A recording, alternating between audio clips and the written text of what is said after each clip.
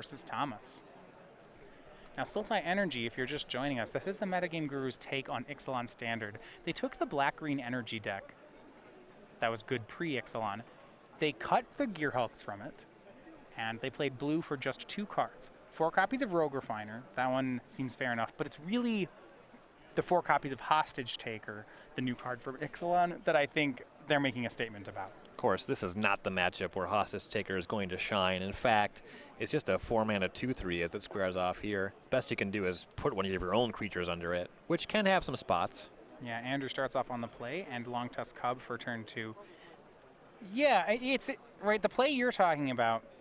Now, David Thomas does play 4 copies of Aether Meltdown, one of them here on Long Tusk Cub. I suppose if Andrew has a Hostage Taker, he can take his own Long Tusk Cub hostage, and then if David were to cast Fumigate, Andrew would get a Cub back. Yep. Which is fine. It's fine. Yeah. Yep. I mean, the card's in your deck. Yeah. If you draw it, It's not great. gotta cast it. Now, Aether Meltdown on Long Tusk Cub is often an interesting interaction. It does not always keep the Cub down. Something like Winding Constrictor, Aether Hub, and the Cub would actually be attacking this turn. You gotta figure, though, with this Glint-Sleeve Siphoner, Jessup is just going to convert that energy into cards. Yeah, well, especially he missed his 3rd land when he played that. So that gives an opening for David Thomas to cast the Search for Azcanta, the 2-mana rare here from Ixalan. Will each turn let David put the top card of his deck, either leave it there or put it in the graveyard, and eventually will turn into a land. Jessup did pick up a pair of lands here. He has a Botanical Sanctum and a basic island, so that'll clean this mana up a little bit. Yeah, his mana's going very nicely now, all 3 colors. On turn, well, his 3rd land lets him make all 3 colors. He's a turn late on it, but it's untapped. Turn 4, he'll have 4 mana, all untapped. Has the double green he might need as well. Yep, so things have been cleaned up pretty nicely there. Really like to have a Rogue Refiner in this window. Yeah, as someone who played a lot of black-green, I found blue-white approach, especially game 1, to be among my hardest matchups. Black-green is a good value deck, but it simply isn't fast enough to race a turn 5 Fumigate. Also, cards like Blossoming Defense, they're not doing anything for you. And you're talking about a build that was playing Verdurous Gearhulk as well. Yeah, this does Hostage not. Taker is just very bad in this matchup. So David Thomas puts Approach to the 2nd Sun in his graveyard, plays a 4th land, and passes. Looks like a Glimmer of Genius, maybe a cast out. This is one of those spots where you see the Glacial Fortress reprint being a lot better than Prairie Stream. You know, irrigating farmland, that's island, that's a plains, it checks. Well, there's 15 basics in David's deck. This is just a dual land. And you see Andrew drawing another card off Siphoner. A difficulty of the matchup from the Sultai side is that at some point this isn't about card advantage. If David simply plays a Fumigate, casts Approach, it doesn't matter that Andrew has lots of cards left over. They're not going to do him any good. Right. Winding Constrictor, the play, 2 energy on the attack from Glint-Sleeve Siphoner. And David is going to get a big win here. It's one of his 3 copies of Settle the Wreckage. It's the super Path to Exile. Exiles all attacking creatures, and Andrew gets a land for each of them. And Andrew expected that might happen. You saw he attacked with the Cub that was under the Aether Meltdown, gets to convert that into a basic land. Not worth a lot, but worth more than nothing. Yeah. It's actually, like I said, interesting. Because he had Constrictor, there's an argument to not attack with it. 1 more energy producer, and the Cub would actually grow out from under the Meltdown. But this way he does get a lot of lands, and if he has a card like Walking Ballista in his hand, or Scarab God, he'll be really rewarded. Yep. Those are both quite good mana sinks. Yeah, here is Walking Ballista. For 1, it gets 2 counters thanks to the Constrictor. Go back to Thomas. This is the Fumigate turn. We'll see if he has it. And he does not. He will say go. 1 of 2 copies of Field of Ruin is the land for the turn. That one's nice. Your opponent is making any of these special lands off of a flip card. It won't really come up in this matchup, though. No, it's untapped. That's what it'll do for him. An interesting take on the Ghost Quarter effect. 2 and tap. You destroy their non-basic land, and then both players get a basic. Yep. Really good against opposing Azcanta, the Sunken City. Yeah. You can actually kill Ramunap Ruins against a red deck. That can be significant as well. Has a couple good spots. You see 7 mana up this turn for Jessup. He has a Blossoming Defense, and then there's this Winding Constrictor. This is a really, this is a neat play here from Andrew. So he's going to play a second Constrictor, leave up Blossoming Defense, and then activate Ballista. This will get 3 counters for 4 mana every time. It's a good exchange. Yeah, he's just hoping to protect this and close the game very quickly. There's actually some question as to whether you want to even attack this Ballista into a potential second Settle the Wreckage. There's a chance that Jessup can just ride this Ballista as just a Triskelion effect to victory. Yeah, there is some risk here. You see he'll swing for 5. If this connects, it's going to be lethal next turn. David would go to 13. It swings again. He could pump it up to an 8/8 and deal 8, shoot for 8. You see Jessup actually hangs back the Constrictor and goes in with the Ballista. This is the highest potential damage if there is no kind of interaction here. So he has that going for him. Glimmer of Genius, the play. The hard thing is that Blossoming Defense is not actually very good against the blue-white approach deck. A lot of their removal, I mean, the Fumigates don't target. What's nice is David Thomas, because of Settle the Wreckage, only plays 2 copies of Fumigate as opposed to the usual 4. Right. Yeah, and against Walking Ballista specifically, Fumigate is a lot better. Yeah, there's 4 cast-outs David could go for as well. The Gideon of the Trials. And he's going to target, and Andrew's going to Blossoming Defense the Walking Ballista. He wants to go for lethal this turn. Yeah, until your next turn, prevent all damage target permanent would deal. That is, Thomas is going to have to disallow the Blossoming Defense. No real choice here. If that had resolved, the Ballista would kill him. You see that you might be thinking, Jessup did have the opportunity to use those ballista counters to take care of Gideon, but because David used that counterspell, he's tapped low, the Winding Constrictors can kill the Gideon. That's what he wants to do. Yeah, and Andrew's got a nice board here. See, he makes the Ballista into a 7/7. Can't really do anything with it this turn. It's not dealing damage. But he can tack down the Gideon, and he has a Blossoming Defense again for the Ballista. He's actually just moving the Ballista, though, up to 11. It's always wise to turn it up to 11. I do like that. And he attacked David with the Constrictors. Okay, no, wait, this just works. David's at 9. Little upkeep Yeah, lethal. yeah, upkeep, just shoot him for 9 with the Ballista, and Andrew's going to take the first game. Yeah, eighth land there makes that possible. Yeah, Walking Ballista, definitely problematic. Jessup has plenty of cards in his deck that aren't very good, but was able to leverage Blossoming Defense in one of the small spots where it is. Walking Ballista is such an interesting card where you look at this matchup where it just seems like Andrew's trying to race to a win before approach happens. And you think, hey, this 1/1 for 2 is not going to be a good card here. In a lot of games, Walking Ballista is going to be really bad for him. And then in other games, the ones we just saw, it may be his best card. Yeah, once you attacked and made that Settle the Wreckage happen, Thomas didn't have much in the way of sweep. He was out of sweepers. Maybe he had some small interaction. He had the Gideon of the Trials, for example, but just he was able to set up Constrictor plus Ballista from there. Yeah, I mean, the triple basic land that David set him up for, that mattered. Yep. And things should get a little bit better for Jessup as we go into the sideboards here. Certainly plenty of cards he wants to bring out. For what he brings in from the sideboard, Jessup has 4 Duress, 4 Death Gorge Scavengers, 2 Vraska's Contempts, 2 Negate, a Scarab God, a Spell Pierce, and a Vraska Relic Seeker. There's a ton to like here. Yep. We've seen these cards against Blue-White Approach all day so far. The Duress and the Gate, those make a lot of sense. Just deal with any of those sweepers, what have you. Scarab God is usually a card you see these decks go to against controlling decks. It makes sense. Even though a lot of the cards do exile, enough of them do destroy. Vraska is a way to go big. Spell Pierce is another form of interaction.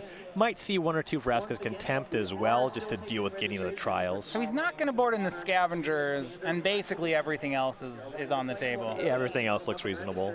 That's a huge sideboard for the matchup. Now, David, in anticipation of this, as we've seen from Blue-White Approach decks, he's going to have to diversify his win cons. He can't just hope to win with Approach of the Second Sun. Yep, so what he has in his sideboard for that purpose, 4 Regal Caracal, 2 Torrential Gearhulk. Possibly all 6 of these are coming in here. The Gearhulk's certainly excellent. The Caracal, it does work. Something I've been disappointed with the Blue-White Approach deck is its sideboard. It doesn't seem to have as many options as I would like. You said about boarding in Gearhulk, he's going to do that.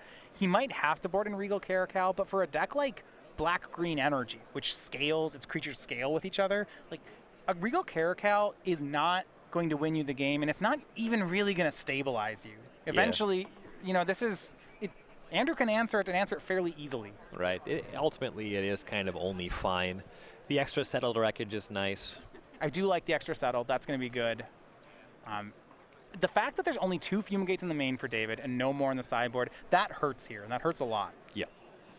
And it's a card that's very hard for black-green to beat, even with the counter spells in the sideboard. So he will have his work cut out for him. So we're here in Season 2 after kind of a break here mid-season on the SCG Tour. Recapping the action we've had up to this point, we started Season 2 here in 2017 with Standard Open in Cincinnati. We had our Team Open in Atlanta. Last month we had 2 Modern Opens, one in Syracuse and one in Richmond. Now 2 weeks, then we took almost a month-long break, actually more than a month-long break. 2 weeks ago we were in Louisville to play Modern, and now we're here in Dallas for Standard. Though there's still some more events here in the season. In 2 weeks, you and I will be casting our first Modern event with Ixalan in Charlotte, looking to see which cards might affect that format there. Then we'll be bringing Modern to Cincinnati and our Legacy Open for the season. It's going to be, I think, your first Legacy Open to cast, right? No. Did we do it? We did Legacy only? No, not counting Team Opens. Done one or two Legacy onlys. Okay. It's going to be in Washington, D.C., Legacy Weekend, October 20th and 29th. It's going to be, so get that one on your calendars. Any cards you think in Ixalan that might change Legacy? Chart a course in every format. Wow. Very good chance we see that one in DC. I guess a 2-mana draw to, that's the right rate. There's also a lot of rumblings about some Pirate Stompy deck on Magic Online. That can't be real. I guess a bunch of Weisenheimers are 4-0 dropping leagues. If we can trust them, we'll find out. What's a Weisenheimer? It's a more broadcast-friendly term for something else. We will have our regionals the following week, November 4th. In Modern. Those are all across the country. We'll talk more about that later on. Then we have our second team event in Baltimore. I think it's the person that we're going to get to play, and that's on my calendar. Got my squad lined up. I'm pretty excited. I'm still figuring it out. Still need a standard player for sure. And then we have our Season 2 Invitational. It's going to be December 1st through 3rd, Standard and Modern in Roanoke, Virginia. So still a lot of chances to make it out in Season 2, and chances to get the exclusive Season 2 playmats. So 3 different playmats for 3 different formats. In Standard, all season long, we've been giving away the invocation here of Bantu, the glorified, the black god from Amonkhet. For Modern Opens and Classics, we have had Spell Pierce. And then for Legacy, it has been Daze. All of these arts from the Invocation series, those are available with free entry to any Open or Classic or Infinite Challenge here on the tour. Those are available still through December 3rd. You know, Spell Pierce is probably more played in Standard right now than it is in Modern. You don't see that much Spell Pierce in Modern, you're right. Mm-hmm. I was going to say you don't play many counter spells in Modern. Some have started to see play again. There's like a good amount of Stubborn Denial right now. Yeah, Stubborn Denial's been really big. Logic Knot has started to come back, which I would not have seen coming. It's better than Deprive. I can get behind that. I don't want to bounce my land. But I was surprised that instead of Mana Leak, we're getting Logic Knot. David starts on a tap land. Andrew will attune.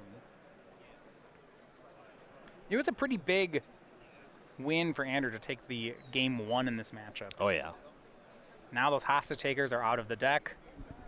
Or maybe he wants to hit one on Regal Caracal, you know. I like that. That would be nice. I don't think that's what we're going to see. I'm taking your cat hostage. That's just mean. I don't think there's like a nice form of hostage taker, right? Like they're all pretty mean. No, you're just stealing someone's cat? Come on. You think that it's worse to steal someone's cat than somebody's acquaintance child? Like I don't know. It's more relatable for me right now. See, I have a cat. I don't have a kid. I have no human attachments. Just this cat. Yeah, don't take my cat. I like my cat. I'd be a little steamed if somebody took my Ballista, though that one probably never resolves.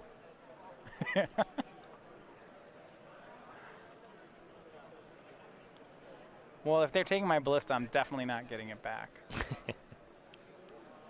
Swing of Blocking Ballista for 1 from Andrew. He's got all 3 of his basics lined up. I like a blue-8 approach. Starts the game of land, land, land, do nothing. Says go. Okay, do nothing. Yep. David has made it to 4 untapped lands without taking too much damage. This is a win for him. Yeah, that's what his deck does. There's a good chance that Jessup had something on turn 3, didn't want to play into his sensor. Yeah. And this turn, where he starts to potentially have access to activating Walking Ballista, we'll see exactly how he navigates it. Now we see duress. I like the timing that Andrew did. David, well, he has 2 copies of Glimmer of Genius, so no reason to fire one in response. This is a nice hand. 2 Settle the Wreckages, 2 Glimmer of Geniuses, and a Disallow. Yeah. A lot to like about this hand. Pretty hard to not take one of the Glimmers, even though you do have to leave one behind.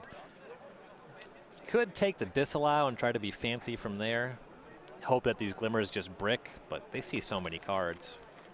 Even though David has 2, I think you're right. I want to take these Glimmers.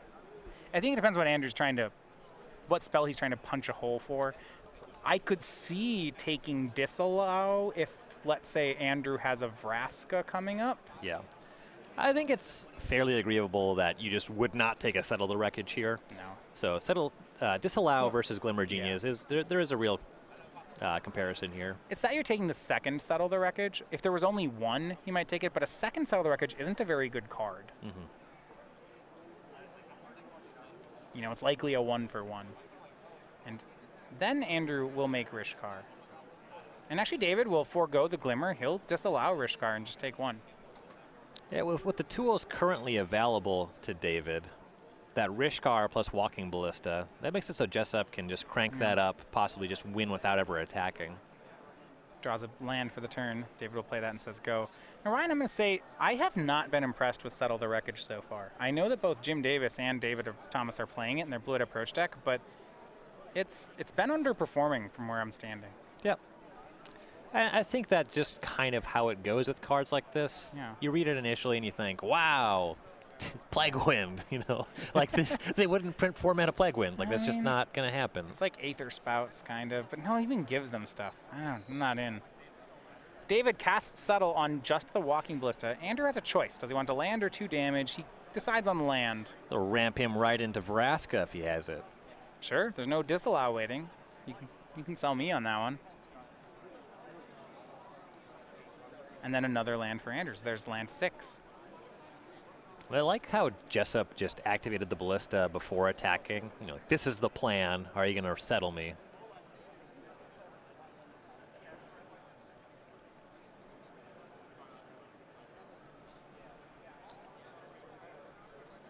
Main phase Glimmer by David Thomas. Great spot for a Planeswalker. Yeah, tabs down. Here it is. That's our first sighting of Vraska. So we get this on screen. We're going to take a look at this. 6-mana Planeswalkers are trouble for blue-white decks. This one's no different. Vraska, the Relic Seeker. She comes into play with 6 loyalty and a +2 ability, so gets all the way up to 8. Makes a 2/2 black pirate with menace. Her -3 destroys target artifact, creature, or enchantment and turns it into a treasure. And her -10 is target player's life total becomes 1. We got to read it, it got to make a pirate, and then it was cast out by David Thomas. Too bad Vraska can't free itself from this enchantment. But a 2/2 is left behind, and it'll attack in. David Thomas down to 16.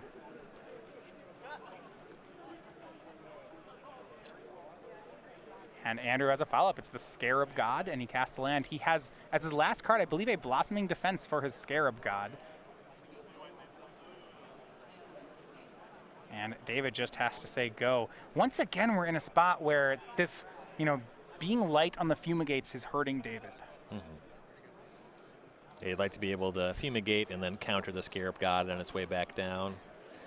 So Scarab God will start eternalizing. Here is Rishkar. Now is a 4/4. Puts a counter on itself and on the pirate. And then Andrew will scry 1, drain. Not drain, just deal 1 damage. Scries to the bottom. Scarab God, we've seen a lot of play of this card this weekend, both out of control decks, and especially out of these 3-color mid-range decks. It's kind of been their top-end card. I think it's fair to say at this point, if you're not on the Scarab God, you're just behind the format. This card's really taken off in recent months. It's been really good. It feels like it's filling that Glory Bringer slot for decks that can't cast Glory Bringer. It's really a similar style effect. And even joining Glorybringer in tandem in decks that can cast Glorybringer, as we see Teamer Energy splashing the Scarab God. Here is Rogue Refiner from Andrew. He still leaves up that Blossoming Defense as he continues to draw cards. And you know, there's one Settle the Wreckage still in Thomas's hand, and that's just where he's not going to get him with the card, you know? It's that will not be exiling Scarab God. Yeah. I'll tell you that much. Land and a pass for Andrew. Last card is still Blossoming Defense. He's forcing David to find a Fumigate. But a Fumigate, if he can find it, would still be good enough here. Andrew's hand is just Blossoming Defense and one other. Well, Fumigate would put the Scarab God right back into Jessup's hand at the end step. He would have to have a counterspell for it on the way back down as well. How about this pull from Tomorrow for 6 from David Thomas? That's a lot. Okay, that's huge. Draw 6, discard 1. I guess, yeah, he really would have to cast out Scarab God to make it, to really get it. Which, okay, he just drew 6. That's within range. Mm-hmm. Discards a cycle land. There you go back. Approach of the Second Sun, the draw for David Thomas. I guess you have to start thinking, how much counter magic does he believe his opponent has? And from here, Jessup unlikely to counter it if he went for it. Yeah, Regal Caracal from David. And this is what I was worried about with the card. It's a fine threat. I don't think it stabilizes him here. It just looks like a stack of chump blockers right now. Well, I do like the amount of time that it buys because he can cast it and leave up Settle here. Jessup doesn't want to attack with a bunch of creatures. Okay, that he had enough mana to cast Caracal and Settle, you're right, is good here. Mm-hmm. Though if we end up in a spot where some time passes and Jessup Scarab Gods that Caracal, yeah, not gonna. That's scary.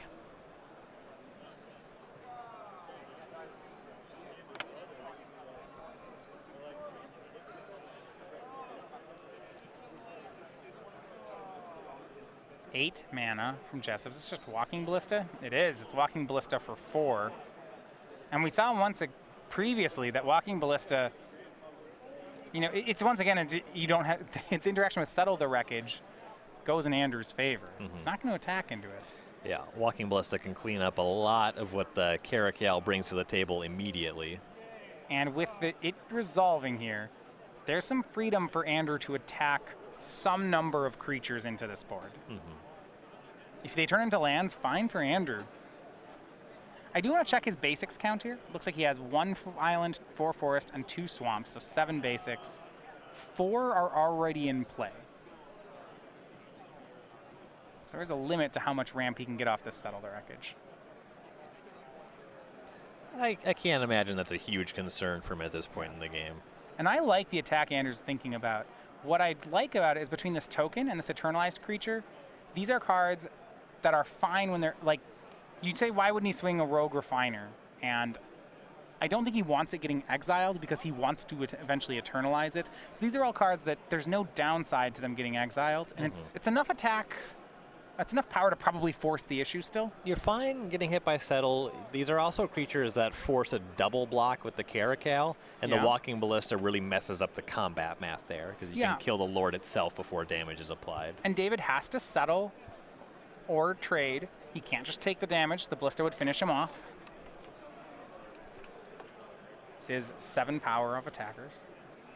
And it looks like before blocks, Andrew's going to shoot down the Caracal, and then he goes and attacks. So pair of 1/1s. Yeah, this does force more damage through now if David wants to block the Menace creature. He would have to throw both of the cats in the way and wouldn't be able to block Rishkar, which applies more pressure, makes it more likely that David would want to cast the Settle Wreckage this turn. Your next round pairings have been posted. Please make your way to your seats. Again, 3 p.m. sealed spectacular players. David does still have a good amount of cards to work with here. Still 5 in hand. A cat will go in front of the 4/4 Rishkar.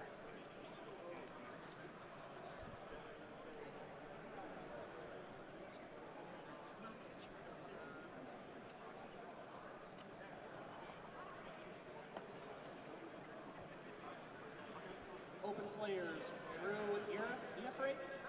And from here, David has to not just be concerned about winning this game, he has to be concerned about having enough time to win another game. We're hitting about the halfway mark in the match.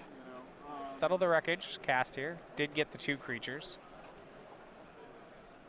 Yeah, I mean, he still feels that, yeah, he has to find Fumigate. I guess with the current board, well, he just has to find Fumigate. I was going to say he could cast out Scarab God, but the issue there is with this Settle the Wreckage, he's ramped Andrew all the way up to 11 lands. If Walking Ballista, it just can't be allowed to stick around. That's 3 counters a turn. It's a very fast clock. Yep.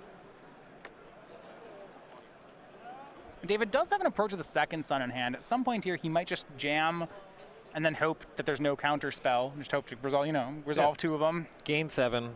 Hope you have enough time to resolve the other one. Maybe find a Fumigate in between. Yeah, and once again, you came back to it's still about finding Fumigate, though. It seems hard for, despite his number of cards, it seems hard for him to win without a Fumigate. All right, here's 7. Sun's going to come around the first time. David up to 18. Next one is lethal.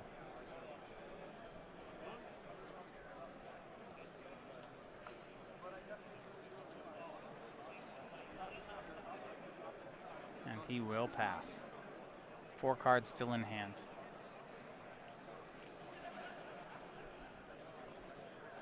And so now David did have to tap off of the Settle. Doesn't take a huge mana investment, certainly relative to the mana that Jessup has to use the Ballista to get these cats out of the way.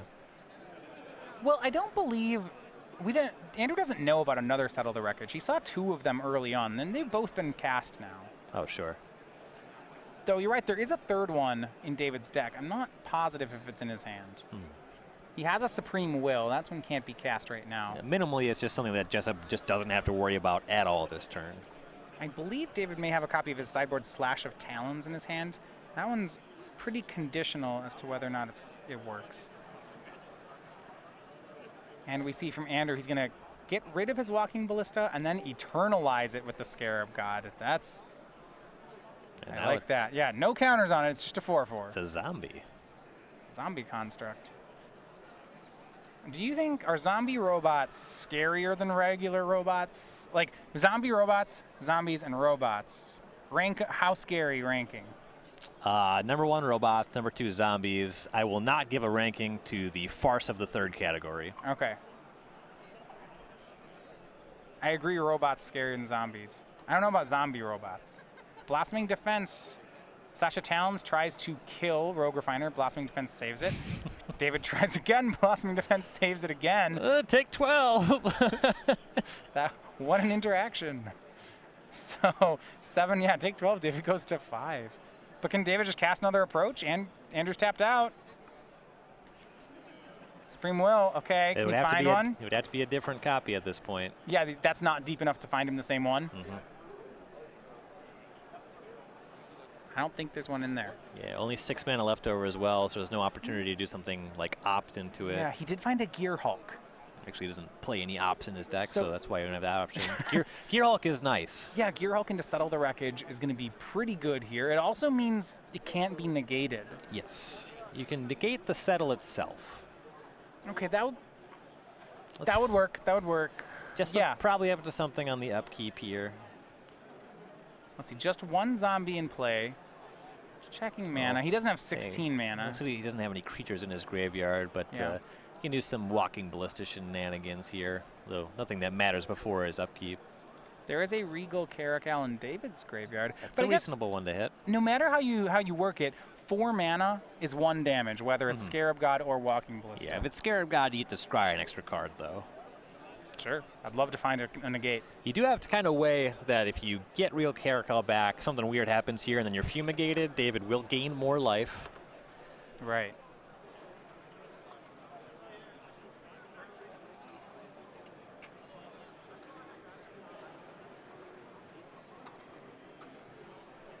So upkeep 4 mana. He'll take David's cat. He'll bring his cat back to life. I think that's definitely more rude than stealing someone's cat. Please make your way to your seats. Again, Internalize it. Scries 2, drains 2. Sealed Spectacular players. Looks like both Scries going to the bottom. And there's not a ton of cards that he would keep in this spot. Please Yeah. make your way Negate. to your Yeah, seats. really into negate. Duress. Well, he gets to see a Torrential Gearhulk. Gets to take Supreme Will. Okay, well, he'll do that, but Suppose he won't attack and to settle the wreckage. yeah. No, you can duress it out of his graveyard. No. Well, if you It's like your opponent's leaving up an instant that you can't duress here because if you it's Torrential don't Gearhulk. force action from the Gearhulk to find a kill spell, then you die to Gearhulk Gearhulk finding Glimmer. the approach. Yeah, if you have to make him Gearhulk to settle the wreckage, otherwise he'll Gearhulk the Glimmer. Now, do you have a count on where that first Glimmer is? We're starting to get Second getting from the close. top, right? He had one draw step and a Supreme Will, if I'm not mistaken. Okay, so it's not the next card. He has to do one better than that. By our count, which we make no guarantees on. All right, well, he'll attack for lethal. That's going to force the settle the wreckage. It was 2 creatures from Jessup. Has exactly, I don't know that he has 2 basics left. 1, 2, 3, 4, 5, 6. Yeah, just 1 in his deck, it looks like. David's deck does have some number of redraws here. Cycling, Sure. cast out. He's a little bit mana shy if he finds Glimmer, but if he glimmers into land, Yeah, he has 10. So he'd have to glimmer into land approach, which is actually pretty doable. yeah. Can he do it? Top card. Supreme Will. That does do it. Approach, and it comes around a second time. We're going to game 3. All right. Time's going to be a little bit tight here. A little over 18 minutes on the clock. Yeah, players in shuffle here. I was surprised, looking at the sideboard, to see Slash of Talons actually sideboarded in on David Thomas's side. Yeah. Generally, these black-green decks, they have a lot of X3s. The card that it lines up particularly well against is Glint Sleeve Siphoner. Agreed. You know, there's a good chance it's already replaced itself, but buying time is really the only thing that the deck wants to do. Well, it actually lines up well against Rogue Refiner, but Well, that's Okay, not it kills really it. true. it's like your opponent wins on that exchange, but you don't take damage. I guess that part's good. Yeah. And the Caracal actually, it seems to combine pretty well with Settle the Wreckage, but Yeah, looking, you see Jessup, no re-sideboarding. Thomas is thinking about it. I'm wondering if he's going to keep the Slash of Talons. We'll see. And get ready for it. You mentioned the clock. Both players know it. You see how Thomas is moving real fast here. yes. All right, so we talked earlier. We have the StarCityGames.com newsletter. You get advice from some of the top authors and players on the SCG Tour. So this will show up in your inbox. It has highlights from our best articles, upcoming tour dates and locations. You can find an invitational qualifier or game night. It'll give you all the information along with an exclusive comic. You can sign up for free over on the website, starcitygames.com/newsletter. And I assure you, it's more recent than Ross Miriam talking about Spell Queller and Collected Company, You don't want to hear Ross talk about Aether Revolt? or really much of anything. Well, Ross will talk to you about anything.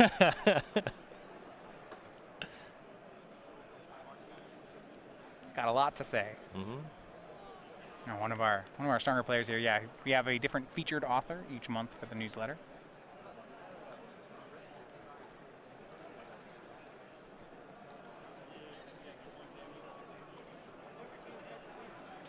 David Thomas going to be on the play here for the third game. Now, of note, there are 2 negates in Andrew's sideboard and a Spell Pierce. David didn't see any of them. He's got to figure they're there. And Well, not necessarily, right? I mean, yeah, kind of. I mean, you're not going to assume they're not there. Certainly not in a Game 3 situation. Yeah. His deck puts him in a situation where he has to jam. You know, it's going to come down to a doesn't turn. get to play around exactly. Like, I'm casting, you know, there's like 10 things on my 4-mana spot on my curve. I have a 7-mana sorcery. You just have to cast into these things at some point. I might, from a control side, having now played a long sideboard game and not seen Counterspell, I might start end-stepping my Glimmers instead of main phasing them as often. Sure. You know, and I could see David getting tripped up by that. It's not. Yeah, they might be there, but the more games, the more cards you go without seeing them, you start respecting them less. It really just comes down to risk assessment. I mean, you're not in a situation where like you have a game-winning play versus a greedy play, and you're going to make the greedy play. Right. I know when my opponent's on see David mulliganing, when my opponent is on a stack of counter spells, or I expect them to have a lot, it might be the type of thing where if I'm on the play, I might, like say Andrew taps out for Rogue Refiner, I might just be like, turn 4 main phase Glimmer, go. And even if I have Disallow in hand, like let's say I don't have land 5, right? Mm-hmm. I might just jam that Glimmer, so I'm like, I need this, and I can't have it get negated.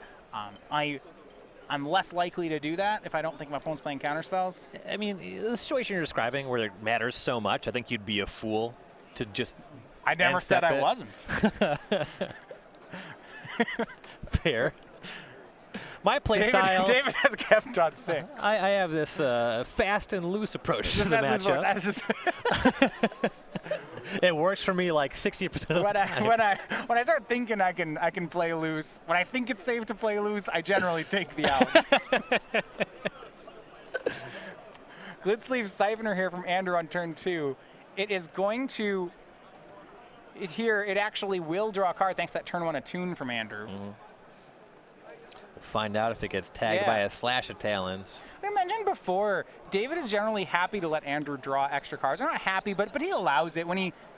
It's more about board he's not trying to grind him out of cards because he has this way to eventually win with approach. Yep. Like, it's inconvenient, but it's not like we're playing a Jundmere where an extra card is just, oh, no. Yeah, the game is explicitly about not dying. Yeah. But I don't know how many extra cards before David's concerned, because this Rogue Refiner, drawing a card and giving him energy for next turn's Siphoner, that's pretty good. So if the thing is about not dying, and you're playing a creature deck, and you draw more cards, and I have to kill all your creatures to not die, there's a threshold where those cards will kill you. Right. And we're getting his 3rd bonus card here. Siphoner drawing a card again. Thomas had to cycle a cast out there.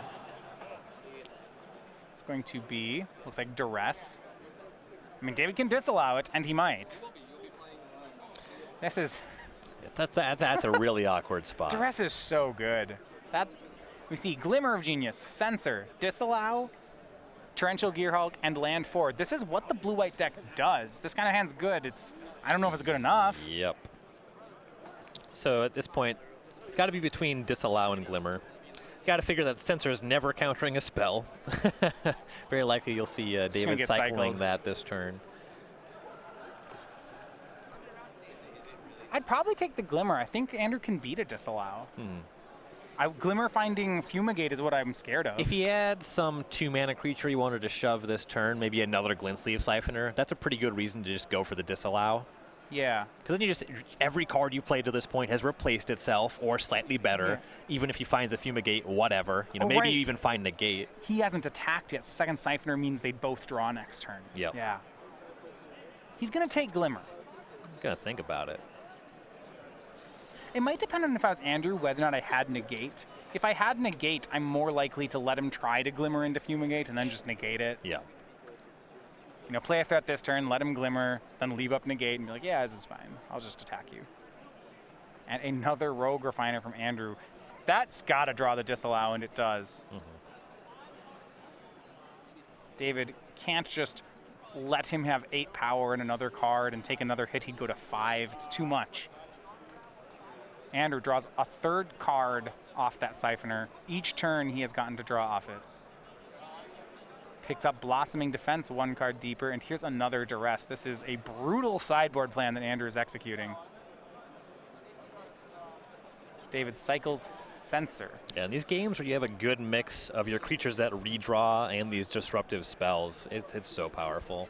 And then I like what David's doing. He's casting Supreme Will and Censor. He's trying to turn them both into lands. If he does, the only card that this Duress can hit is Pull from Tomorrow. Mm-hmm. And whatever, David is probably not casting that anyway. Yep. Just take Duress in response, cast all my non-creature spells. Okay, Duress resolves. He got a cast out off that Supreme Will. Do you think that means he didn't see a land? It's certainly possible. Okay, pull from Schmar's going to be The taken. pull, it gets him some extra cards to guarantee he could find a land drop, make sure he could cast a Torrential Gearhulk on time. Sure.